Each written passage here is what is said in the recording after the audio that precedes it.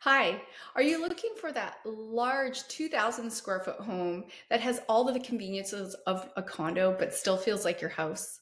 Well, I'm Christine Kopr with Sotheby's Realty in Vancouver, BC, and I'm proud to present this beautiful 2,000 square foot two-bedroom home steps from Granville Island. This property has two bedrooms. However, it also has a recreation room downstairs that could potentially be converted into a third bedroom if you require that space. It has a beautiful and timeless renovation with granite counters, stainless steel appliances, and a great open kitchen and dining area. You'll also find over 300 square feet of outdoor space, a large private patio for your landscaping, as well as an opportunity to have that evening glass of wine. You'll be steps to Granville Island, False Creek, and everything that Vancouver has to offer, plus resort amenities in your building, such as a heated pool, sauna, hot tub, library, meeting room, wine club, racquetball court, and even a golfing tee when you want to practice your swing in the off season. We're hosting an open house this weekend and we welcome you to join us. Come and take a look at the spectacular home and see what it would be like living on Vancouver's iconic Seawall. I'm Christine Kopr with Sotheby's Realty in Vancouver, BC,